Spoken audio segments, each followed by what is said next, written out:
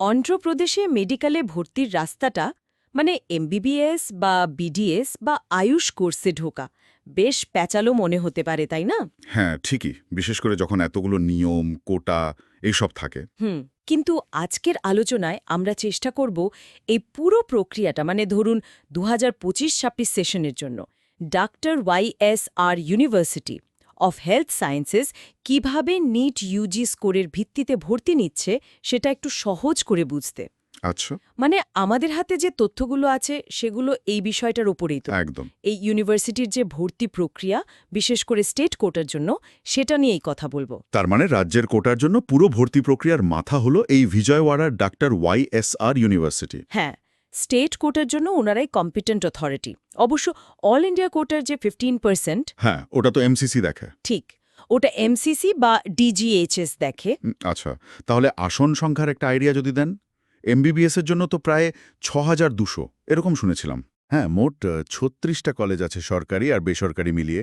তো আসন সংখ্যা ওই ৬,২১০-এর আশেপাশে। আর বিডিএস এর জন্য বেশ। আসন সংখ্যাটা একটু কম, প্রায় ১,৪৪০। এখানে আবার সরকারি কলেজ মাত্র দুটো, বাকি ১৪টাই বেসরকারি। ও আর আয়ুষ কোর্সগুলো মানে বিএ এমএস, বিএইচএমএস। হ্যাঁ, বিএএমএস, বিএইচএমএস, বিইউএমএস এগুলোর আসন সংখ্যা আলাদা করে খুব বেশি বলা হয় না, তবে প্রক্রিয়াটা কিন্তু একই কর্তৃপক্ষই দেখে। গত বছর তো ৪,৩৭১ মতো বিএএমএস, বিএইচএমএস আসন ছিল। আচ্ছা, আর মহিলাদের জন্য আলাদা কলেজও আছে বলছিলেন না তিরুপতিতে? হ্যাঁ, Shri Padmavati medical college for women, ওখানেও নির্দিষ্ট সংখ্যক আসন আছে।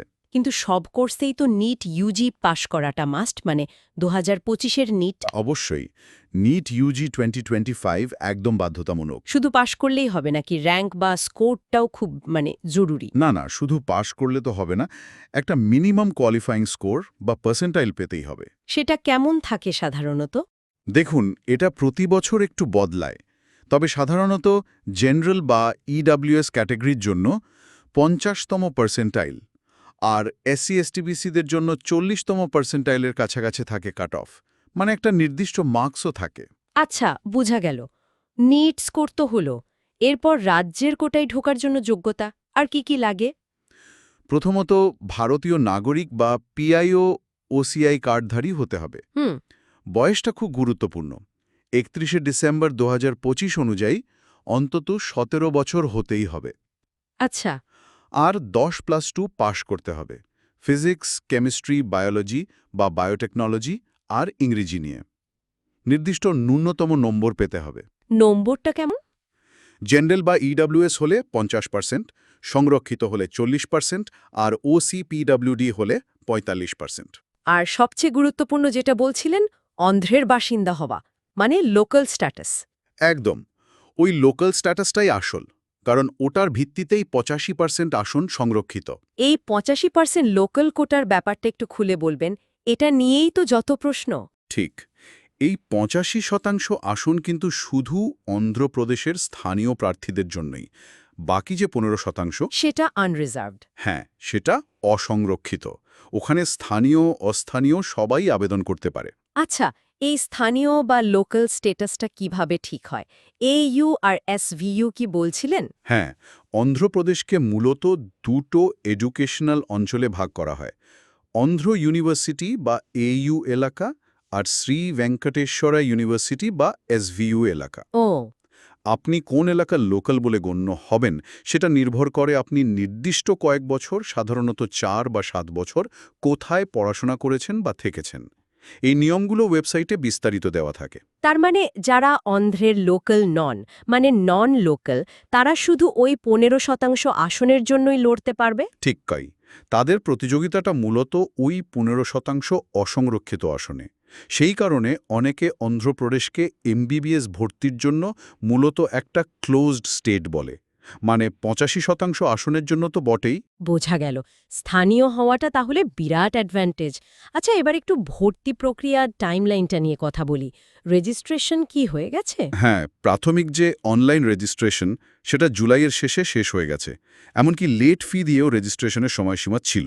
ও আচ্ছা, তাহলে এখন প্রার্থীরা কিসের জন্য অপেক্ষা করছে? এখন সবাই প্রভিশনাল বা ফাইনাল মেরিট লিস্ট বেরোনোর অপেক্ষায় আছে। ওটা ইউনিভার্সিটি ওয়েবসাইটে drntrushp.in বেরোবে। তারপর শুরু হবে আসল জিনিস, ওয়েব অপশন বা চয়েস ফিলিং, মানে পছন্দের কলেজ সাজানো।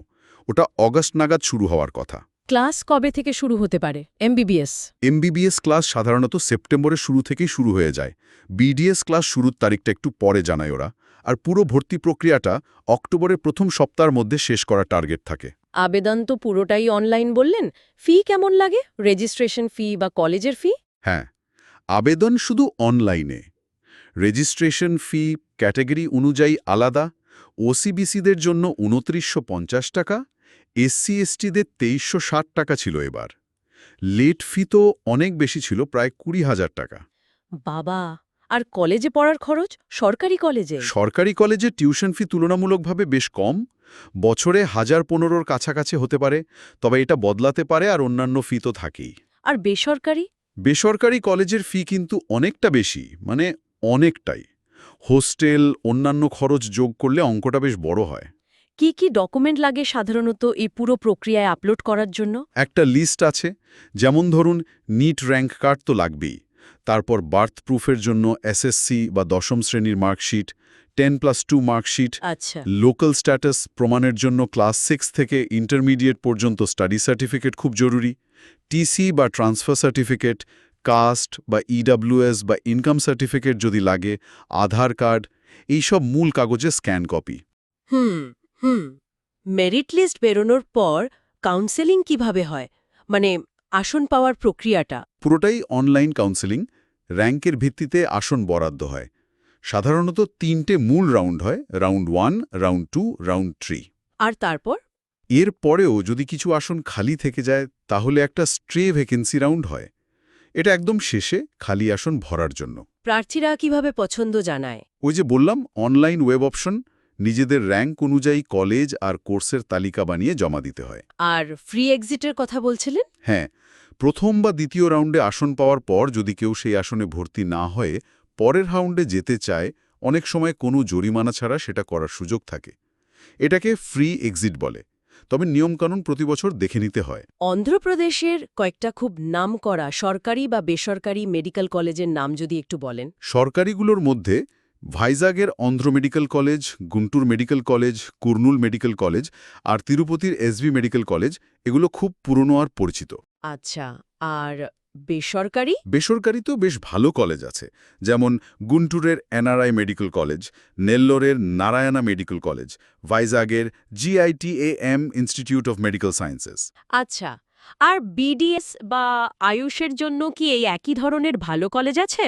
হ্যাঁ, বিডিএস এবং আয়ুষ কোর্সের জন্য কলেজ আছে এবং তাদের কাউন্সেলিংও এই একই কর্তৃপক্ষ, মানে ডক্টর ওয়াইএসআর ইউনিভার্সিটিই করে। আয়ুষের জন্য ওদের আলাদা ওয়েবসাইট ugayushcq.ysruhs.com আছে। তাহলে পুরো ব্যাপারটা যদি এক কথায় সামারি করি, প্রথমে নিটে ভালো স্কোর আনা, একদম, ওটাই প্রথম ধাপ। তারপর ইউনিভার্সিটির ওয়েবসাইটে গিয়ে সময় মতো রেজিস্টার করা, সব ডকুমেন্ট ঠিকঠাক আপলোড করা। হ্যাঁ, ডেডলাইন মিস করা চলবে না। তারপর মেরিট লিস্টের অপেক্ষা, লিস্ট বেরোলে অনলাইন চয়েস ফিলিং, নিজের র্যাঙ্ক আর পছন্দ অনুযায়ী কলেজ সাজানো। আর শেষে আসন বরাদ্দ হলে সেই কলেজে গিয়ে রিপোর্ট করার, ভর্তি হওয়া। ঠিক। আর পুরো সময়টা ইউনিভার্সিটির ওয়েবসাইটটা নিয়মিত চেক করতে থাকা, কারণ সব নোটিশ আপডেট ওখানেই আসে। drntr.uhsp.in হলো মেইন সাইট এমবিবিএস বিডিএস এর জন্য।